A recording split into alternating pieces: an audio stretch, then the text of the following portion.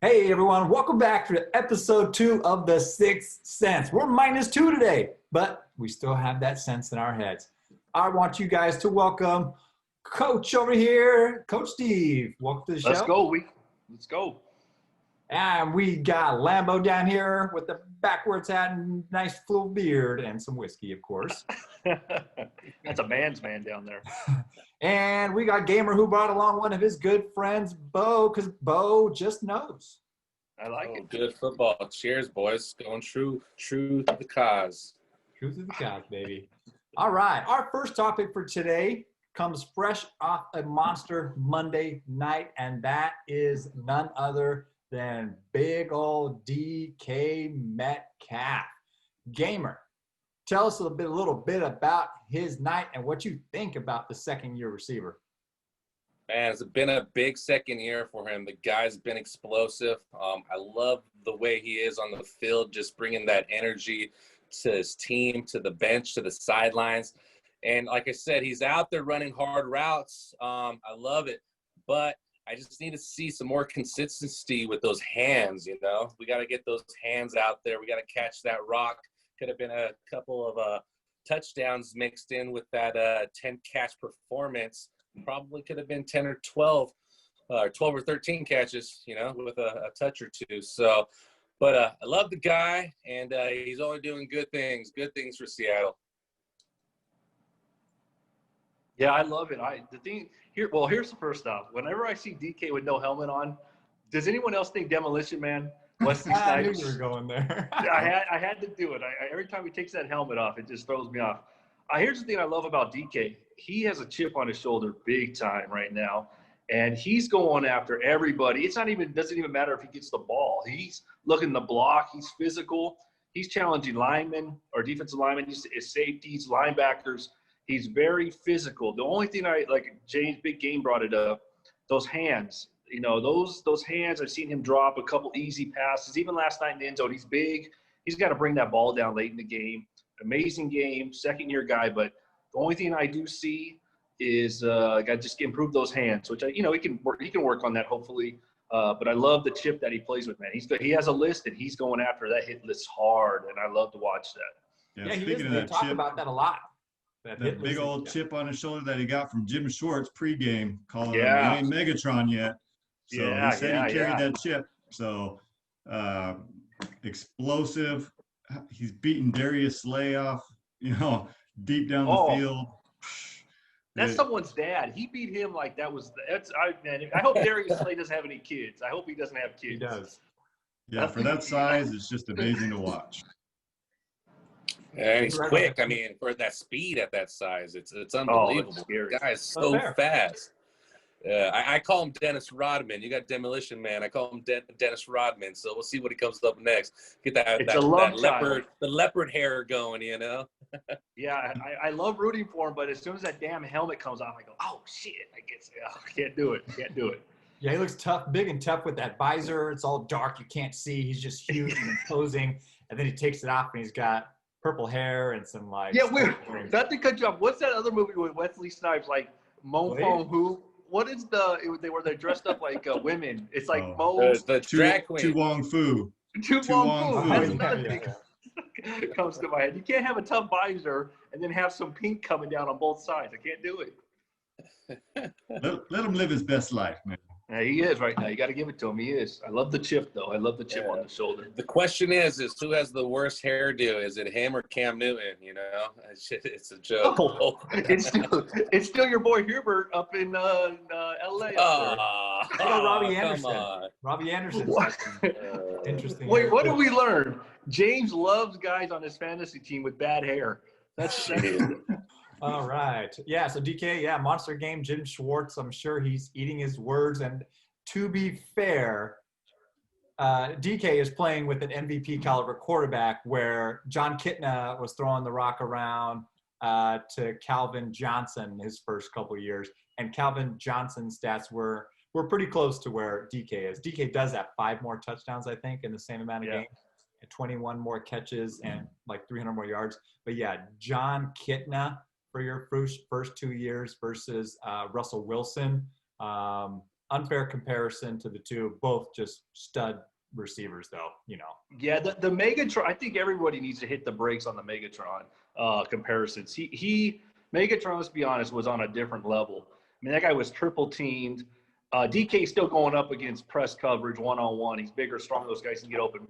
I mean, Megatron. I mean, when have you seen anybody double team a guy at the 1 yard line, double press by two corners with Megatron? Everyone needs to hit the brakes on the early. I know DK had some little bit better stats, yards and catches, but also the game has changed a lot more with the passing. But Megatron, that's a whole other planet. He's still got a ways to go, but he's on his way. Yeah, definitely should have a great career. And speaking of receivers who are on their way, Tyreek Hill is on his way to break a lot of records either this year or in his career as well. Going off against Tampa Bay, monstrous first quarter, kind of tapered off a little bit from there, but it's not like he needed to do much after that. That's a good 2-game stat book he had there, and it's hard to put any blame on that guy. But let's talk about Tyreek Hill's monster day as a receiver as well. I guess I'll hop because I got him on my fantasy team. Love Tyreek. Here's the thing I love about Tyreek, because I think, man-to-man, he's tough to cover against because he can just run by everyone. He's still, for me, I like a little bit bigger receiver. I think when they go to a zone, I think he doesn't put up the numbers he does man-to-man. It's trouble. But the thing that I love this year that it seems like Kansas City does with them a lot more, they're moving them around. They moved around in the past, but it seems like they're just trying to find ways. Because like the last couple of years, I mean, he would very rarely have a game where he'd have 10 targets. I think his last 5 or 6 games, he's gone anywhere from 10 to 15 targets. So they're using him all over the field. That combo with him and Kelsey, if they keep going, they got to be up there all-time greats maybe with Mahomes. That's going to be a scary combo for years to come. Yeah. You think they keep on feeding him those targets? I felt the same way before the season started. He never really had the targets before. It was always around, 5 to 7 targets a game. But, these last few games, they're really feeding him the ball. And, do they continue to do it? Or do they try to spread it out and, throw teams off? That's the question moving forward, into the next couple of weeks. I think it's going to be hard because before DK, you had Hill and Kelsey 1-2 in yards. DK took the number 1 spot last night, so they're finding ways. Both those guys are getting their targets and they're getting their yards. So I think it's a matter of here's the thing with the Chiefs. You said for a year, how do you make them? You can't stop them. So how do you make them beat you? Do you blitz and hope they don't hit you with the big play, or do you hope they go 10 to 15 play drives and they jump them off to Kelsey all the way down the field? It's just so hard to decide what you do. So for me, I'd let them go 10, 15 plays and hope you get a stop or they mess up somehow. It's just impossible to stop those guys. Yeah, you got to take away the top. Closely enough to see if, Tampa was running a bracket system with Kelsey and just, praying that, the Mahomes would either throw it long or short and they could play a man-to-man and stop a few, but obviously that didn't work out. So, yeah, that game plan is going to be like, what do you take away? Because it's not like they don't have a decent running back and 3 other receivers who could come in and be decoys and warrant touches as well. Actually, I have a question for the table. What do you do? If you're that corner on Tampa and you've been hit with you had like 150 something, there was like 6 minutes left or something like that. What are you saying when you come to the sidelines after he's burned you after about, he had that one deep one, then he had some other 20-20. What are you saying as you're coming off the field to your D coordinator? What are you guys saying if you're that corner? I pulled that old Titans move. That remember the Titans came off the field and said, I can't guard him. He's like, I can't guard him, P. You got to go and guard him. He told Did you go remember the Titans on us? Yeah. He said, hey, I can't guard this guy. I was thinking the same thing. I took it. I was thinking the same thing. Petey. That's that 6 cents, I'm telling you. I was thinking the same exact thing. Or do you pull the hammy up? Do you grab the hammy at any point? Did the coach says, of course you would. Do you go hammy? That's what I did our freshman year when I was playing basketball. Remember going the wrong way? I pulled a hammy. I swear, coach. So your bad hammy fucked up your brain. Yeah, there we go. That'll work. All connected. And he thought he was playing baseball, so he beamed the guy that was in front of him. Oh man. Well, I guess I'll tell you what. Next I topic. wouldn't cover his ass. That guy's huge, man. I mean, he's a big guy. DK's massive. Hill's, quick. I mean, what do you do with these guys? How do you cover these guys? These receivers are all over the place right now, and it's great. Weren't we talking about Tyreek Hill? Yeah, Hill. I just said Hill and DK. I said both these receivers. Come on, follow me here. Like the great poet Rick James once said, "Cocaine's hell of a drug." What's in those cake pops? Oh man. Cake pops. Cake pop. Oh no. Oh. The sprinkles. All right, let's move on to the next topic. All right, interesting story out there in Denver. All their entire quarterback room out for the game. Game not canceled because the NFL said it was their own negligence that led to this, and competitive equity didn't come into play. So they ended up starting a rookie, not only a rookie, but a practice squad rookie wide receiver at their quarterback position. What do we think about that? And how before we go, everybody go check out Rap with Ramsey. His jersey swap is amazing. But I just have a suggestion regarding that. I tip my hat to that guy going out there and playing. I'm drawing a blank off his name right now. Give me his name. What is his name? Hinton. What? Hinton? Kendall Hinton. Oh, Hinton. Okay. I think you should do a jersey swap with Hinton. I'm going to. I think you could possibly get that jersey swap on there. I give him a lot of credit to going out there. What a dream. What a way to get your first NFL start. Practice squad, no reps, to go out there. No one was expecting much, but I know he didn't play well, and there's a lot of stats about, interceptions and completions. But, I tip my hat for that guy going out there and just taking that beating and, rolling with it. What a way to, get a dream come true and just go out there and be competitive. I like that. I like to see that. Fun fact, Ryan Leaf had a game where he threw more interceptions than completions, and he was a top NFL quarterback draft pick.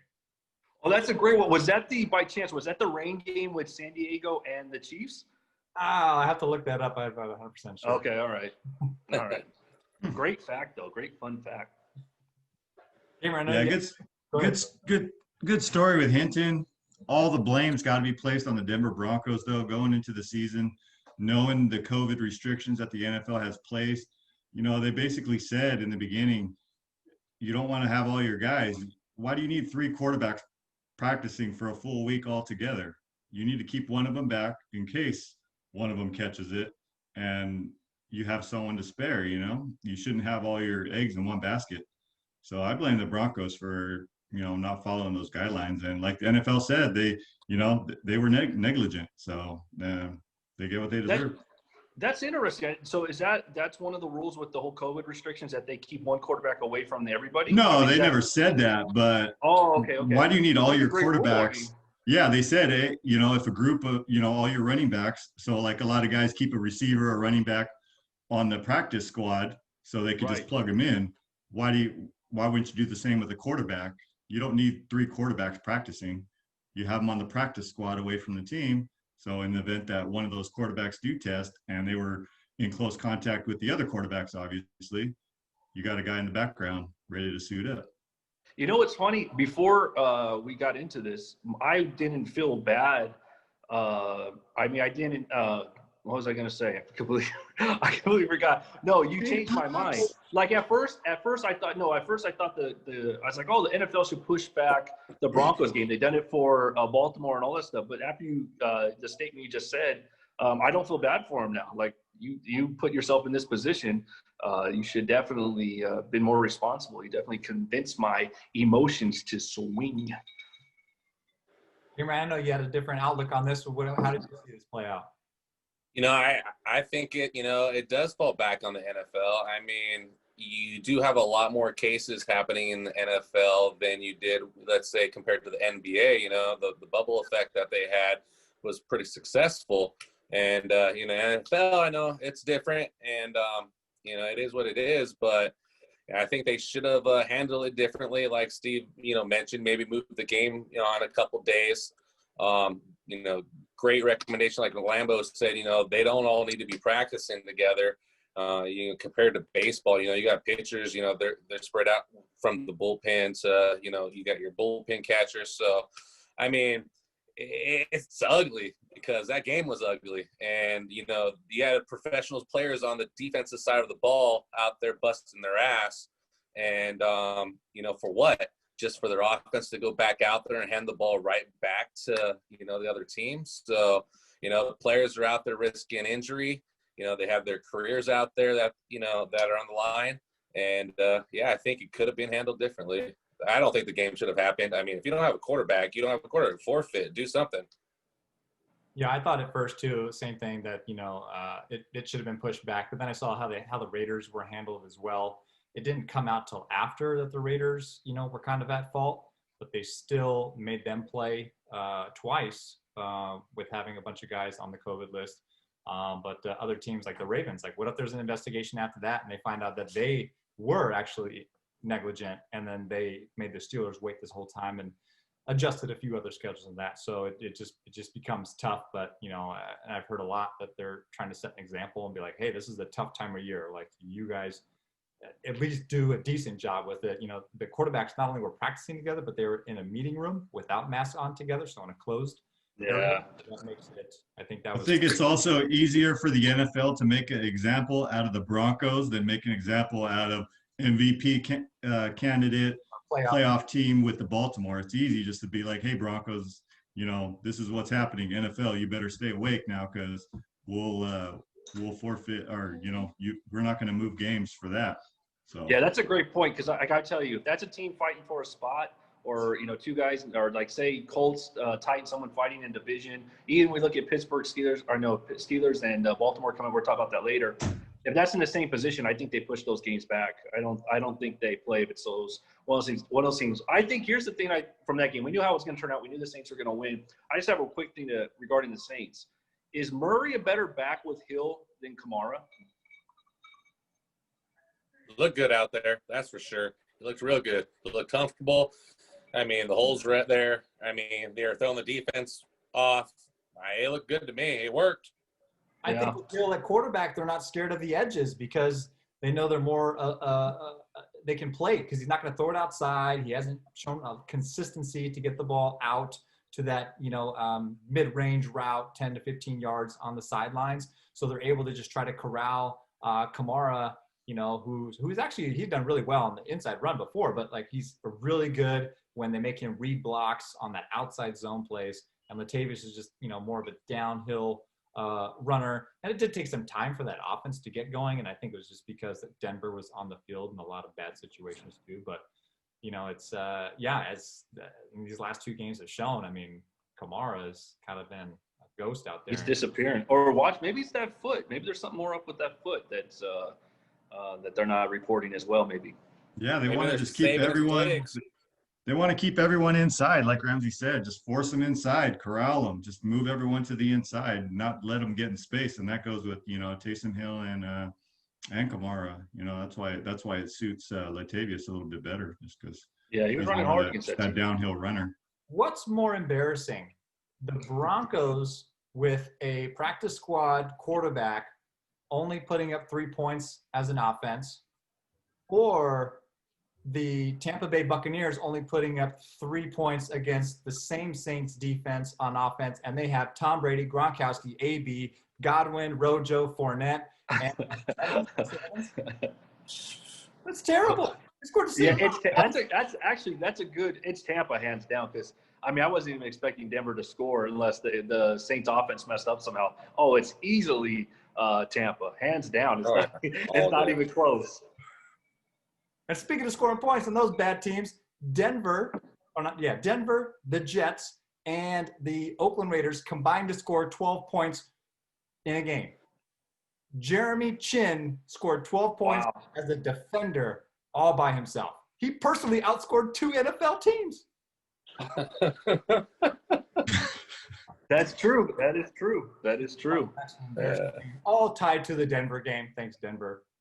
But the crazy thing is, it's all within a matter of 30 seconds it happened. I mean, it was crazy. Well, Ramsey brought it up. we have to talk about this though. It just triggered me right now. I heard that team, the Raiders, or like Madden would say, or Berman, the Raiders. But what happened against Atlanta? Man, that man. down. Jacob sprained his ankle. I didn't know that until actually late last night. At the end of the third, somewhere in the third, I think he's gonna be okay. I think they're gonna arrest him, but I think he did something there in the third. But I don't know that. This is bringing up so many topics. You guys know once my shoulders get going, there's so much to talk about. Nervous tick right there. But how about Atlanta? They get rid of Quinn, and now all of a sudden they're playing better. Did they just that defense was completely different the last 4 or 5 weeks? I think they're in the top 10 when it comes to defense. The run, I know they're in the top 5 over the last 6 weeks. But they just completely shut it down for Quinn. They had to completely shut it down. Yeah, you got to love a good firing. It always just your players just start playing relaxed. There's no pressure. The coach got fired. It was all his fault. So let's just go play our game. Look at Houston. Look what they're doing the last few weeks. And then look out for Detroit. See what's going to go on Detroit in the next few weeks. Was anybody surprised by that? I didn't know I didn't realize that the Detroit had 4 wins. I didn't think they had that many wins. I was surprised by the firing. I was too. I wasn't. Well, you want everyone to get fired. You're the Trump of the NFL. Now that they just need Galladay to come in and stay healthy, that they got that rookie running back Swift, back there. He looks good, so they got a shot because that division isn't the best, with the Chicago and the good old Packers. A shot at what? A top? Yeah, what are you talking about? At the division. At the division. Wait, the Packers are going down, man. The Packers are going down in flames. Do I smell side action? He's got those bold statements. I like it. He does. He is a bold guy. He is the bold guy. Yeah, those plus 5,000 odds always look juicy.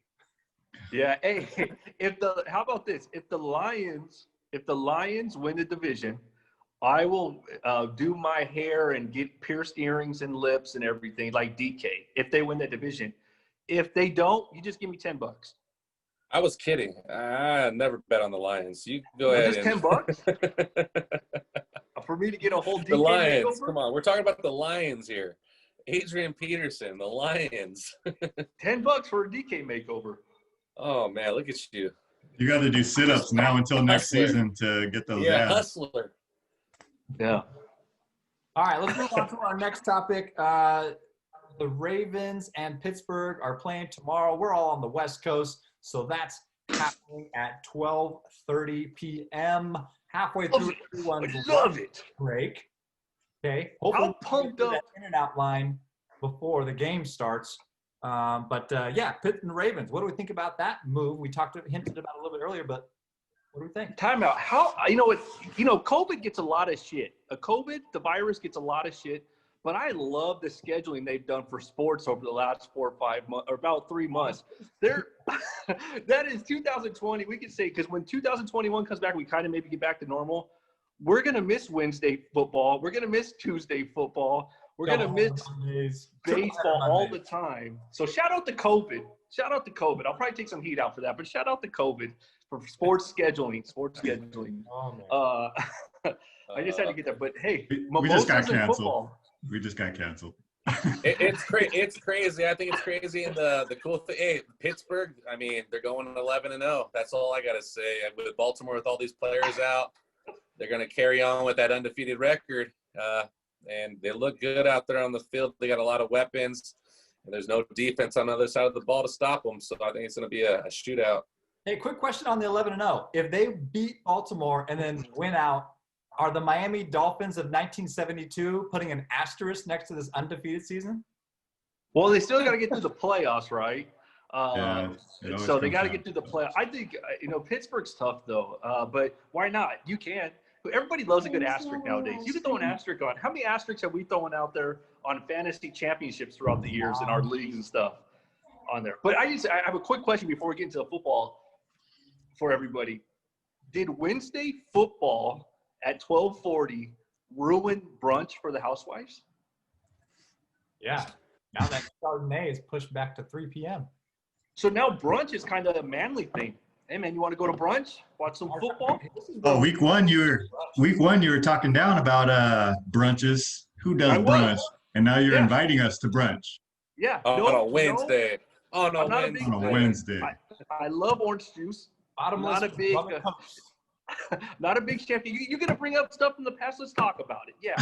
No grown man, if he has a choice when football's on Sunday, should go to brunch over to watch football. Yeah, I did say that. But you know what? Tomorrow I'll buy you guys all brunch if you make it there. Brunch is on me. TNT's Cafe on Main Street. Everyone, meet us there. Egg Benedicts and some mimosas for football. Ask for coach. Ask for Yeah, coach. coach. I'll be right there. Mimi's. Hit me up at Mimi's. Oh, shit. Okay, I just had to get that out there. I gotta say the Pittsburgh Steelers are the ones that get screwed in all this. You know, they've had multiple schedule changes, bye changes. Now they're getting moved 3 times from Christmas. Timeout. Prime Timeout. time. No timeout for you. You're out. You're out of timeout. I'm turning into that corner on Tampa. I'm getting a cramp in my hammy. That's that karma. That's a COVID cramp. That's Get some Gatorade, man. Go get some Gatorade. That's a brunch karma right there. That's a brunch. You don't even have to guard Tyreek Hill to get a cramp, huh? You just get one. I wouldn't. Man, I apologize. Don't make fun of COVID 2020. Yeah, so the Pittsburgh Steelers are getting screwed in all this. You know, they have nothing to do with what the Ravens are doing, and once again they're getting pushed back. And then also they're getting pushed back next week as well. They're going to be playing Monday. I believe the Ravens are playing Tuesday. How come the Ravens, they're the ones that are testing the positive, and they get an extra day over the Steelers? Doesn't make sense. Even though they were slated for Monday night, keep them slated for Monday night. Give Pittsburgh the Tuesday game and let them get that extra day instead of having to leap over all these schedules for all these other teams and the Steelers have been flawless in what they've been doing. Exactly. Kind of like a canceled practice. A lot of teams have canceled their practices. As long as a canceled practice, you play Monday. Yeah, here's the COVID has really Pittsburgh's been really screwed. They lost their bye early in the year because of COVID. I don't know how. To be honest, I think they should have played the game. It's the Ravens' fault. They weren't responsible. Well, I know it's a big division game, but we talked about it though. If it's the Broncos, they play. If it's the Ravens, it's a big game, and both teams are fighting playoff spots and positioning. They push it back. So. Yeah, and was I hearing today that now Ingram and Dobbins are going to be eligible to play? They could if they test negative again, but they have to fly out tomorrow, so they'll fly out game day to get there. Well, guess what? They won't be at brunch. Getting their bill comped. Yeah, it's a raw deal. It's a big raw deal for the Steelers. I hope they go in there, and I hope I'm not a Steelers fan, but I hope they go in there and destroy Baltimore, which I think they do. I think they win by 10, to be honest with you. But, yeah, the Steelers are definitely got a raw deal with this game. And then, like Lambeau was saying earlier, being pushed back. Exactly. Why don't the Ravens, because of the issue, they should get punished and play the early game before Steelers have to play on Monday night. Yeah, I completely agree with that. I'm looking up a fun fact because I want to say – oh, yeah, there it is. So – who was the quarterback of the Ravens the last time they beat the Steelers? Oh, last time they beat the – you know what? I'm going to go weird about this because, I already have my mind thinking. I'm going to say maybe Robert Griffin got in there last year, and maybe it was a game that no one was playing. He got a victory. RG3 started the last game of the season last year as the Ravens quarterback for the Steelers for the win. I knew there was a twist somewhere. I knew there was a twist. We'll see. You know what I just did on that, boys? I put my leg up for that one. So I'm going to roll that out on the foam roller. All right, so what are our predictions? I think I like the Steelers in this, but I think it's going to be closer than everyone thinks. I say it's going to be within maybe 6 even. I'm going to go bold. Here's the thing. Over the last I'm going to say 5 seasons. If you go back and look, those games are always decided by 4 points or less. So I'm going to go a little bit bold. I would love to see if there was this type of prop bet and take the Steelers minus 9.5. I think they come in with an edge and they get after RG3 and they win by double digits. Ooh, alternate lines. Yeah, find me some alternate lines, and we'll get a Venmo going, and we're gonna ride it hard. Yeah, Pittsburgh -7 for me. I think they win by a touchdown, but yeah, I think Baltimore kind of keeps it close, but touchdown for me, Pittsburgh. I think a big defensive game. The under hits. I'm gonna go with Pittsburgh 2. Pittsburgh by 10. Like it. Not a bad play. It's supposed to be snowing in the morning in Pittsburgh. So, and James Conner's out too. He's got COVID. So Snell, right? Snell's running. Now, sneaky single fantasy tomorrow. If Dobbins goes, I like to see who Dobbins goes. There's going to be a lot of value tomorrow. So sneaky with Snail out there as well. all right. That's all we got for this week. Episode 2 of The Sixth Sense, talking about Week 12 football games. Be sure to check in with us next week as we review Week 13. Hopefully it ends before Wednesday next week. But if not, we just adapt and overcome. That's what we do. Hey, what do? We got brunch next week. Back-to-back brunches, boys. Here's the Brunch on a Thursday. Brunch on a Thursday next week. Be there. All right. Thanks, everyone, for listening in, and we'll see you next week. Oh, no. Later. Cheers.